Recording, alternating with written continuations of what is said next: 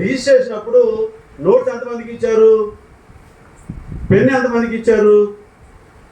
మరి దాన్ని ఏమాత్రం ఉపయోగిస్తున్నారో నాకు అర్థం కాలేదు. మొట్టమొదటి విషయం ఏం నేర్చుకున్నామంటే, నెంబర్ 1, ఈ యూత్ మీటింగ్లో నేను వాక్యాన్ని రాసుకోండి. ఈ యూత్ మీటింగ్లో నేను వాక్యాన్ని నేర్చుకోవాలి.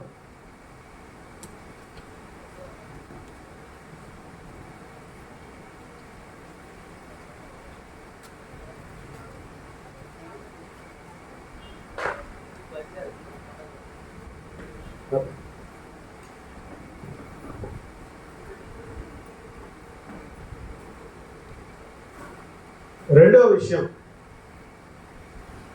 లోకంలో ఉన్నడు వాటి వైపు లేక లోకాశల వైపు పరుగెత్తకుండా నా జీవితాన్ని భద్రం చేసుకోవాలి.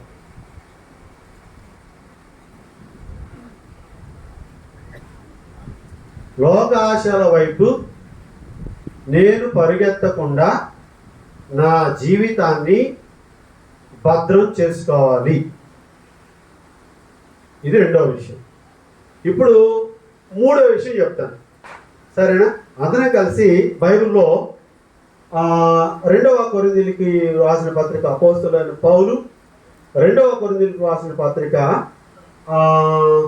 6వ అధ్యాయం 18వ వచనం ఎవరైనా ఒకరు దగ్గరగా లేచి చదివి వినిపించవలసిందిగా కోరుతున్నాను. దేవుని ఆలయములకు విగ్రహములతో ఏమి పొందిక, మనము జీవం కలిగిన దేవుని ఆలయమై ఉన్నాము. అందుకు దేవుడిలాగు సెలవిచ్చుచున్నాడు, నేను వారిలో నివసించి సంచరింతును, నేను వారి దేవుడినై ఉందును, వారు నా ప్రజలై ఉందురు. కావున మీరు వారి మధ్య నుండి బయలువెడలి ప్రత్యేకముగా ఉండండి. సార్,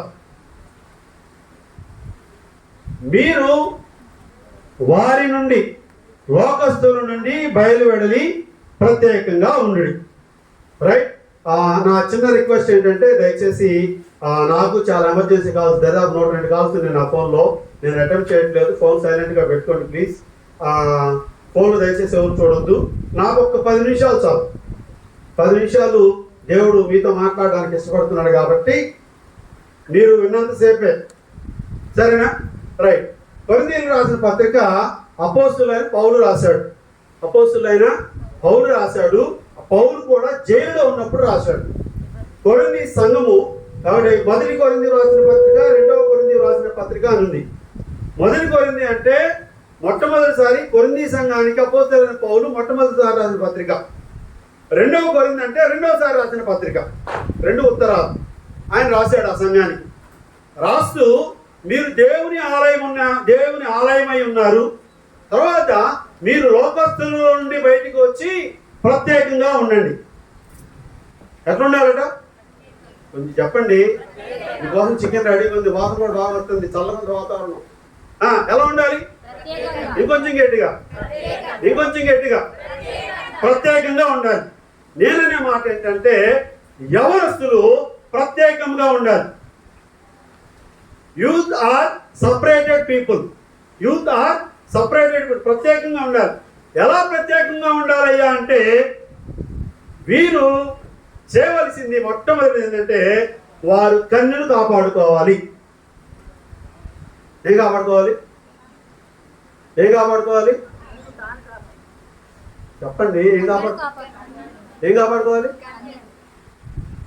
నాకు అర్థం కాలా. ఏం కాపాడుకోవాలి?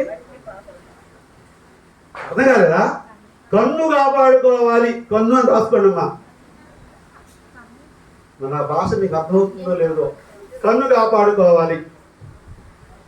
ప్రత్యేకంగా ఉండాలంటే ఏం చేయాలి? కన్ను కాపాడుకోవాలి.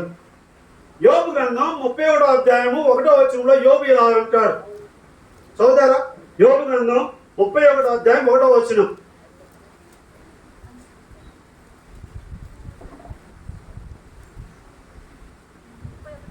31వ అధ్యాయం మొదటి వచనం. నేను నా కన్నులతో నిబంధన చేసుకున్నాను, కన్యకను నేను ఎలాగూ చూడగలను. ఏమేం చేశాడట? యవనస్తులారా పెద్దలారా, యోబు ఏం చేశాడట? ఏం చేశాడు యోబు? ఏం నిబంధన చేసుకున్నాడు? నా కన్నులతో నేను నిబంధన చేసుకున్నాను. నేను how can I see a young girl అన్నాడు. యవనస్తురాలైన కన్యకు నేను ఎలాగూ చూడగలను.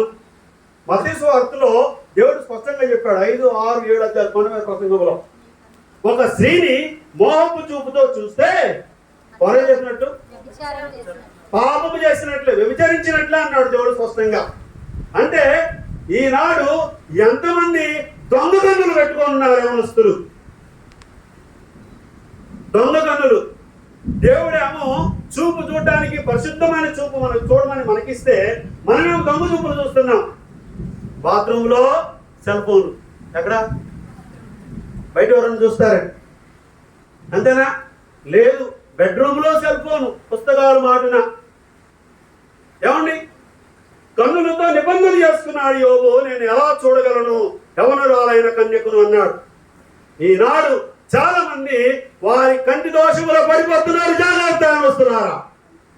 దేవుడు స్పష్టంగా చెప్తున్నాడు, మీ జీవితాలు మార్చుకోండి అని. సంసోనుని జ్ఞాపకం చేస్తాను న్యాయాధిపతుల గ్రంథంలో. సంసోను అంటాడు, అమ్మా నేను ఒక అమ్మాయిని చూశాను, అమ్మాయే నాకు కావాలి, అమ్మాయి లేకపోతే నేను చచ్చిపోతా. తెలుసా ఏం జరిగిందో? దేవుని చేత నాకీరు చేయబడిన సంసోను అందగాడు, బలశాలి, ఏమండి 300 నక్కలు పాకలు కట్టి ఫిలిష్తీయుల మీదకి వదిలిన అటువంటి బలవంతుడు ఈ సంసోను. అయినా కంటి దోషంలో పడిపోయాడు సంసోను. ప్రియమైనటువంటి దేవుని బిడ్డ, కంటి దోషంలో పడి చివరికి ఫిలిష్తీయులకు చిక్కి గుడ్డివాడై గానుగు తిప్పాడు ఫిలిష్తీయుల సామ్రాజ్యంలో ఈ సంసోను. చాలా మంది యవనస్తులు వారి జీవితాలు నాశనం చేసుకుంటున్నారు. నేను చూసిందే నాకు కావాలి, నేను వచ్చిన అమ్మాయే కావాలి, అమ్మా నాకు అబ్బాయి అయిపోతేనే చచ్చిపోతా, లేదు అమ్మా నాకు అమ్మాయి అయిపోతేనే చచ్చిపోతా. ఎవరు బెదిరిస్తున్నావు? చిన్ననాటి నుండి కని పెంచి పెద్ద చేసి నీ అవసరాన్ని ప్రతి దాన్ని తీర్చితే చివరికి గుండె మీద తగ్గలుతున్నారు ఈనాడు యవనస్తులు తల్లిదండ్రులు. దేవుడు స్పష్టంగా చెప్పాడు అన్నాడు. మా కారణం 20వ అధ్యాయంలో ఏం చెప్పాడు? ఇదిగో నువ్వు నీ దేశంలో దీర్ఘాయుష్మంతులు నీ తల్లిని నీ తండ్రిని సన్మానించుము. ప్రియ దేవుని పిల్లలారా, ఎంతమంది తల్లిదండ్రులు సన్మానించేవారు ఉన్నారు ఈనాడు లోకంలో? నీ కన్ను సరి అయినదేనా? ఈరోజు నిన్ను నువ్వు ప్రశ్నించుకోవాల్సిన విషయం, దేవుడు నీతో స్పష్టంగా మాట్లాడుతున్న విషయం. నీ కన్ను సరి అయినదై ఉండాలి, లేదా దేవుడు స్పష్టంగా చెప్పాడు సామెతల గ్రంథం 30వ అధ్యాయంలో, దేవుని మాట వినని పిల్లల కళ్ళు రోయకాకులు బిక్కొని తింటాయట. ఏంటంటే రోయకాకులు బిక్కొని తింటాయి. కాబట్టి యవనస్తులారా, మీ కళ్ళు ప్రత్యేకంగా ఉండాలి. ఎలా ఉండాలి? కొంచెం గట్టి చెప్పండి, ఇప్పుడు నేను అడుగుతున్నాను, నీ కళ్ళు ప్రత్యేకమైనవేనా? గమజూపులు చూస్తున్నాయా? ఏమండి, ఎవరైనా అందమైన అమ్మాయి కనపడితే ఎగిరెగిరి చూస్తున్నారా? ఎవరైనా అందమైన అబ్బాయి కనపడితే అబ్బా ఈ అబ్బాయి చాలా బాగుండాడు అంటున్నారా? ఏమండి, మంచి బాగున్నాడు, శారీరక దాడి బాగుంది అనుకుంటున్నారా? జాగ్రత్త, అందం మోసం. ఈ రోజు నీకు కనబడిన అందం వేరే ముసలై కూర్చుని నీ ముందు. ఈ రోజు నీకు కనబడిన వేరే ముసలుడే కూర్చుంటాడు. ఎట్టటోడా నేను చేసుకుందంటావు అప్పుడు. జాగ్రత్త, అందం నీకు పనికి రాదు. అందం మోసగారం, సౌందర్యం వ్యర్థం. కాబట్టి నువ్వు చేయవలసిన పని ఏంటంటే నీ హృదయాన్ని అందంగా ఉంచుకో. దేని అందంగా ఉంచుకోవాలి? నీ హృదయాన్ని అందంగా ఉంచుకో. నీ హృదయాన్ని అందంగా ఉంచుకుంటే దేవుడు నీ హృదయంలో ఉండటానికి ఇష్టపడుతున్నాడు. హల్లెలూయా. గడి సభలు కొట్టండి ఒకసారి. దేవుడు ఎక్కడ ఉంటాడు? దేవుడు ఎక్కడ ఉంటాడు? నీ హృదయంలో ఉండడానికి ఇష్టపడతాడు. నీ హృదయంలో ఆయన ఉంటే నీ శరీరం అంతా అందమే. చాలా మంది యవనస్తులు ఈ సత్యాన్ని గ్రహించడం లేదు. ఈ సత్యాన్ని గ్రహించడం లేదు. అందుకే వారి జీవితాలు పతనం చేసుకుంటున్నారు.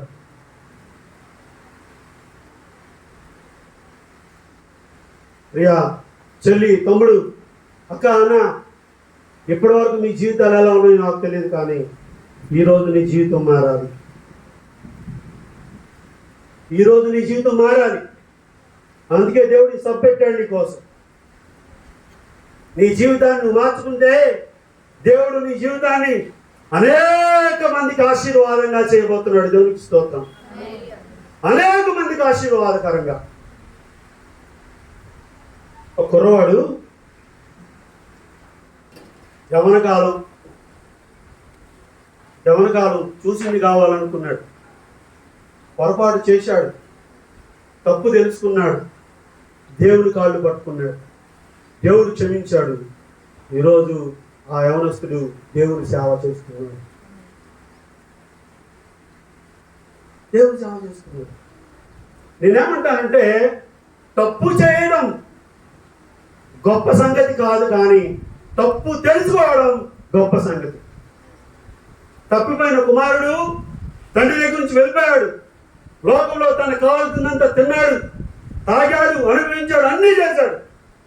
చివరికి జరిగింది ఏంటంటే, చివరికి తన పరిస్థితి ఏంటంటే, పందులు మేపేవాడు. పందులు కాసే యజమాని దగ్గరికి వెళ్ళి, అయ్యా కొంచెం నాకు ఆ పందులు పొట్టు పెట్టుకోవాలి, అయ్యా కొంచెం పెట్టు బాబు.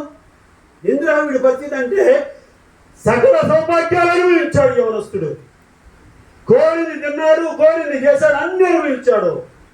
చివరికి ఏ స్థితికి వెళ్ళాడంటే, అయ్యా ప్లీజ్ అయ్యా, ఆ పందులు కొంచెం నాకు. అప్పుడు గుర్తు వచ్చాడు తండ్రి, నేను ఎలా బ్రతికాను, నేను ఎలా ఉన్నాను. ఇదిగో వెంటనే నా తండ్రి దగ్గరికి వెళ్తా. నా తండ్రిని పోయి కాళ్ళు పట్టుకొని, అయ్యా నీకును దేవుడికి వ్యతిరేకంగా పాపం చేశా, నన్ను క్షమించు అని అడుగుతానని సిద్ధపడి వెళ్ళాడు.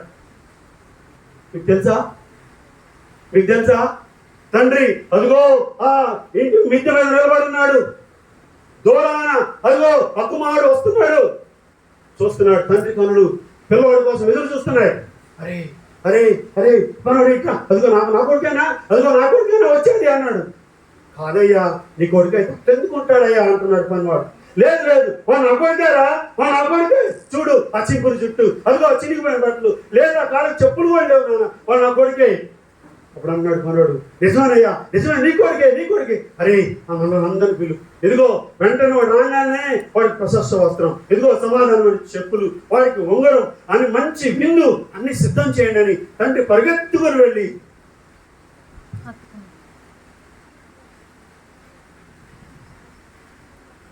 కొడుకుని హత్తుకుంది. చెల్లి, తమ్ముడు, ఇంకా నీ జీవితంలో నీ కన్నుల ద్వారా పాపం చేస్తూ లోకాన్ని ఆశిస్తూ ఇంకా నీ జీవితాన్ని చెడగొట్టుకుంటున్నావు. ఈరోజు దేవుడు నీకు ఇచ్చిన అవకాశం, దేవుడు నా జీవితాన్ని సరిచేయడానికి అవకాశం ఇచ్చాడని నీ జీవితాన్ని నువ్వు మార్చగలిగితే నీ దేవుడు ఉన్నతమైన వ్యక్తిగా తీర్చిదిద్దుతాడు. దేవుడిస్తోంది. నీ కన్ను ప్రత్యేకంగా ఉండాలి. అందుకే దేవుడు స్పష్టంగా కొరింథీయులకు రాసిన అపోస్తలుడైన పౌలు మాట్లాడుతూ, ఇదిగో నువ్వు లోకములో నుంచి ప్రత్యేకముగా ఉంది. నేను అడుగుతున్నాను, నీ కన్ను, స్పష్టంగా అడుగుతున్నాను, నీ కన్ను రక్షించబడిందా? నీ కన్ను రక్షించబడిందా? నీ కన్ను ప్రత్యేకంగా ఉందా? రెండో విషయం, నువ్వు లోకంలో నుంచి ప్రత్యేకంగా ఉండాలి అంటే రక్షించబడి ఉండాలి. ఏమై ఉండాలి? కొంచెం గట్టిగా, ఇంకొంచెం గట్టిగా, రక్షించబడి ఉండాలి. ఫస్ట్ నీ కన్ను మంచిదై ఉండాలి. రెండవది నువ్వు రక్షించబడి ఉండాలి. నేను అంటున్నాను, ఆ రక్షణ అంటే ఏంటంటే చెప్తా. ఒక పాపి నశించి రాసుకోండి. ఒక పాపి నశించి నరకానికి వెళ్లకుండా నిత్యము దేవుడితో ఉండే భాగ్యం రక్షణ అంటే. ఒక పాపి నిత్య నరకానికి వెళ్లకుండా దేవునితో రక్షించబడి దేవునితో ఉండే భాగ్యం, ఇది రక్షణ. ఇంగ్లీష్లో దీన్ని సాల్వేషన్ అన్నారు. సో రక్షణ అంటే ఎలా దొరుకుతుంది? నువ్వు రక్షించబడ్డావా? రక్షించబడటం అంటే ఏంటి?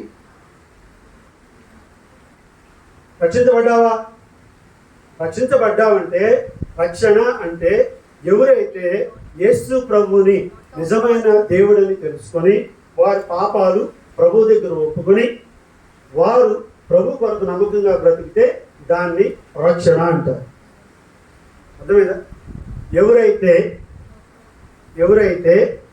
దేవుని యేసు ప్రభుని నిజరక్షకుడుగా అంగీకరించి వారి పాపాలు ఒప్పుకొని దేవుని కొరకు అంతము వరకు నమ్మకంగా బ్రతుకుతారో దాన్ని రక్షణ అంటారు. సో మొట్టమొదటిది మన పాఠ్యాంశంలో లోకములో సపరేట్గా ఉండాలి, ప్రత్యేకంగా ఉండాలి అంటే మొదటిది నీ కన్ను సరైనది ఉండాలి. రెండు కొంచెం గట్టి చెప్పండి, కొంచెం గట్టిగా. కొంతమంది మొహాలు మాడిపోతుంది, కొంచెం గట్టిగా. రక్షించబడాలి. రక్షణ అంటే ఏంటి?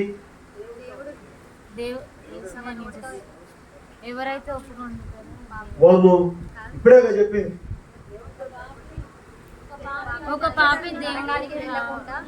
నిత్య నరకానికి వెళ్లకుండా దేవునితో పాటు నిత్యత్వము పరలోకం. సో అలా. తర్వాత మూడో విషయం దేవునితో సహవాసం చేయాలి.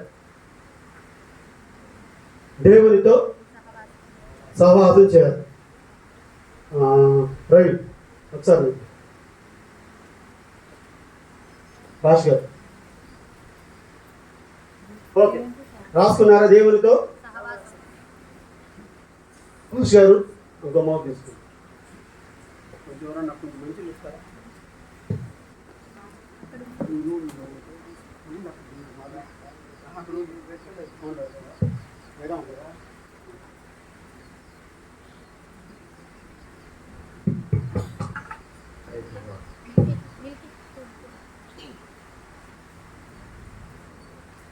ఓకే భాష్ గారు, రవి మీకు ఎప్పటి నుంచి తెలుసు? మైక్ దగ్గర పెట్టు. 10 సంవత్సరాల నుంచి తెలుసు. ఆయన పెళ్లి మీరే చేస్తారు, పెళ్లి మీరు చేయలేదా? చేయలేదు. ఏం చేస్తాడో తెలుసా? అన్నీ తెలుసా? మీకు తెలియకుండా ఏం చేస్తున్నాడు? ఏం చేస్తున్నావు సార్? నాకు తెలియకుండా ఏమో చెప్తాను సార్. ఏం చేస్తున్నాడా? ఇంకే నవ్వుతున్నాడు అంటావా? సో ఈ రవి అనే వ్యక్తి పాస్ గారికి 10 సంవత్సరాల నుంచి తెలుసు. తర్వాత ఆయన పెళ్లి చేసుకున్నాడు, 2 పిల్లలు పుట్టారు, వాళ్ళు చర్చికి వస్తున్నారు. సో ఆయనకు మీకు ఆయన గారు తెలుసా? తెలుసు. నాకెళ్ళి కాదు, ఆయనకెళ్ళి తెలుసా? ఎన్ని సంవత్సరాలు తెలుసు? 10 సంవత్సరాలు. నీకు 10 సంవత్సరాలైనా? ఓకే, 10 సంవత్సరాల నుంచి పాస్ గారు తెలుసు. పాస్ గారు నీకు తెలియకుండా ఏమైనా చేశాడా? ఏమైనా చేసి ఉన్నాడా? పాస్టర్ గారు కాకుండా ఇంకా పాస్టర్ గారు ఏమన్నా అలాంటి ఏం చేయడు.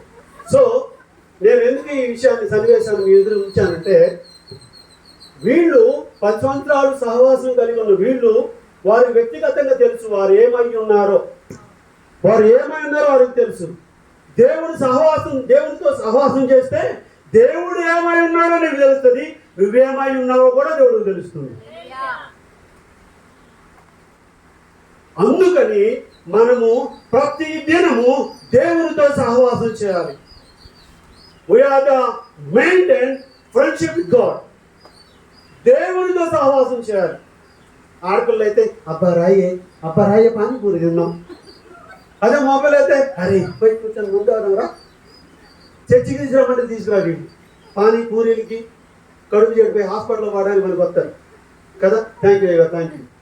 సో దేవునితో సహవాసం చేయాలి. మన ఇంటర్నల్గా దేవునితో సహవాసం చేస్తూ మన జీవితాన్ని కొనసాగిస్తే దేవుడు సంతోషమైన ముఖాన్ని మన ముఖానికి ఇస్తాడు. కొంతమంది ఎప్పుడు ఏడుపు మొహాలే, ఎప్పుడు పాస్ గారు అనుకుంటా అయ్యగారు మా అబ్బాయి కోసం చేయి, అయ్యగారు మా అమ్మాయి కోసం చేయి, అయ్యగారు నాకు పొద్దాటలు ఏడిపే. చేయవలసిన పని ఏంటంటే దేవునితో ఫ్రెండ్షిప్ చేస్తే దేవుడు మన ప్రతి ఐశ్వర్యాన్ని పెంచుతాడు, మన ప్రతి అప్పుని తీరుస్తాడు, మనకున్న ప్రతి సమస్య తీసివేస్తాడు. దేవునితో సహవాసం చేయరు, దేవునితో సహవాసం చేయరు. బైబిల్లో దేవునితో సహవాసం చేసిన ఒక ఆయన జ్ఞాపకం చేస్తా. ఆదికాండంలో హానోకు అనే ఒక భక్తుడు ఉన్నాడు. ఆయన దేవుడు ఒకసారి హానోకు గురించి రాసిన మాట ఒకసారి చదువుతారా? 5వ అధ్యాయం. హానోకు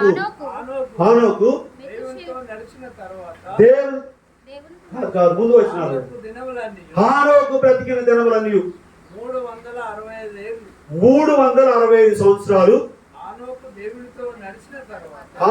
దేవునితో నడిచిన తర్వాత దేవుడు అతన్ని తీసుకొని పోయాడు. ఇదే హానోకు గురించి ఒక గ్రేట్ ఇంగ్లీష్ కామెంటేటర్ ఏం రాస్తాడంటే, హానోకు దేవుడు ఇద్దరు సహవాసం చేస్తున్నారంట. ఎన్ని సంవత్సరాల సహవాసం అంటే 300 సంవత్సరాల ఫ్రెండ్షిప్. ఎన్ని సంవత్సరాలు? 300 సంవత్సరాల ఫ్రెండ్షిప్. ఎవరెవరికి? మీరు నిజం చెప్తున్నారా అబద్ధం చెప్తున్నా డౌటే. ఇప్పుడు మనం స్నేహం చేసుకుంటాం, ₹1 ఇస్తే తీసుకుంటాం, లేదంటే పోరా బాబు దూరం ఉన్నట్టు. కానీ హానోకు దేవునితో 300 సంవత్సరాలు స్నేహం చేశాడు. ఆ ఇంగ్లీష్ కామెంట్ రాస్తా అంటాడు, ఇద్దరు కలిసి వెళ్తున్నారంట. హానోకు అయ్యగారు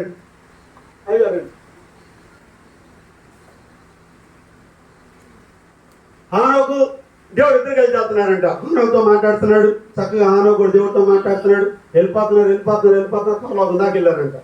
వెళ్ళిన తర్వాత హానోకు అడుగుతున్నాడు, దేవుడా మరి నేను వెళ్ళేదంటే ఇంకెందుకులే వెళ్ళటం, నాతో పాటు ఉండు అని చెప్పి ఆయనతో నాటు పెట్టుకున్నాడు. దేవుడికి స్తోత్రం. మీకు తెలుసా, చనిపోకుండా దేవునితో యవనస్తురాలా నీ సహవాసం ఎవరితో? నీ ఫ్రెండ్షిప్ ఎవరితో? ఓనా గర్ల్ ఫ్రెండా, బాయ్ ఫ్రెండా, లేకపోతే ఇంకా ఎవరైనా అపరిచితులైన వ్యక్తులా? ఈ మధ్య సోషల్ నెట్వర్క్, సోషల్ మీడియాలో Facebook, WhatsApp, Instagram, Twitter, both are of accounts. వాటిలో నువ్వు స్నేహం చేస్తున్నావా? నీ స్నేహం ఎవరితో?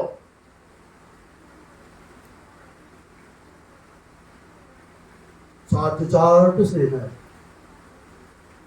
చాటు ముచ్చట్లు, చాటు చాటింగ్లు, చాటు సినిమాలు, చాటు మాటలు చేస్తున్నారు చాలా మంది నాడవులు వస్తున్నారు. దేవుడు చూస్తున్నాడు, జాగ్రత్త. దేవుడు చూస్తున్నాడు, జాగ్రత్త. ఈ జీవితం దేవుడు ఇచ్చింది. ఈ జీవితం దేవుడి కొరకు పవిత్రంగా బ్రతకవలసింది. ఈ శరీరం దేవుడి కొరకు పవిత్రంగా ఉండాలి. ఇది ఏది రాకుండా ఇష్టానుసారంగా తిరుగుతూ వారి జీవితాలు చాలా మంది నాశనం చేసుకుంటున్నారు.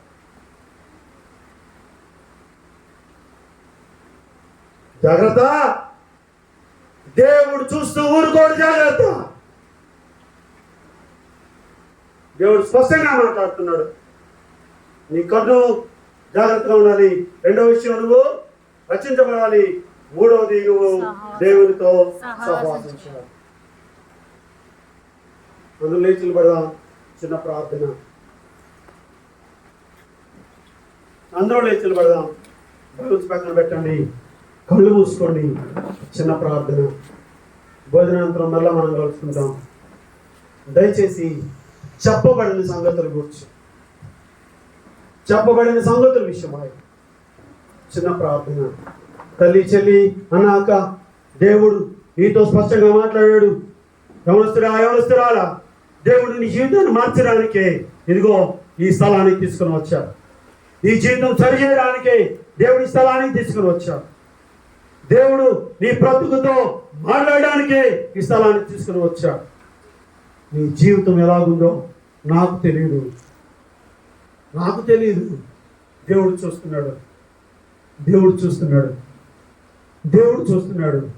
ఒకవేళ దేవుడు నీతో మాట్లాడిన విషయాల్లో ఇదిగో ఈ సంగతులు ఉంటే దేవుడి దగ్గర నీరుడువాయి తగ్గించుకొని, ప్రభువా నేను పాపిని నాయన, నన్ను క్షమించు, నీ కొరకు నేను ప్రత్యేకముగా ఉండే వ్యక్తిగా నన్ను చేయి, నా జీవితాన్ని సరి చేసుకుంటానని ప్రార్థించగలిగితే దేవుడు నీ ప్రార్థన వినడానికి సిద్ధంగా. ఒక్క నిమిషం చిన్న ప్రార్థన. అమ్మా, ఎవరు కళ్ళు తెరిచూడదు. అయ్యా, ఎవరు కళ్ళు తెరిచూడదు. పరిశుద్ధాత్మ దేవుడు మన మధ్యలో సంచరిస్తున్న సమయం. నోరు తెరు, నీ పరిస్థితి యథార్థంగా ఒప్పుకో. ఎవరన్నా చూస్తారో లేకపోతే ఎవరన్నా అనుకుంటారో అనుకుంటే ఇదిగో ఇదే మిక్కిలి అనుకోవాల సమయం. నేనే రక్షణ దినం. నువ్వు రక్షించబడాలి అంటే నువ్వు నోరు తెరిస్తే రక్షించబడతావు. నోరు తెరిచి నువ్వు హృదయాన్ని తెరు. ప్రభు దగ్గర పశ్చాత్తాపడు. ప్రభు, నా జీవితం ఇది, నా గుండె నలిగిపోతుంది, నా గుండె నలిగిపోతుంది, అందులో నుంచి నన్ను బయటికి తీసుకుంటా. నన్ను బయటికి తీసుకురా. నా జీవితాన్ని పరిపూర్ణంగా మార్చు. నేను ప్రత్యేకంగా ఉండడానికి ఇష్టపడుతున్నాను నాయన, నీ బిడ్డగా. నా మరణ పర్యంత వరకు నీ కొరకు నమ్మకంగా బ్రతకడానికి ఇష్టపడుతున్నాను నాయన. నన్ను సరిచేయి.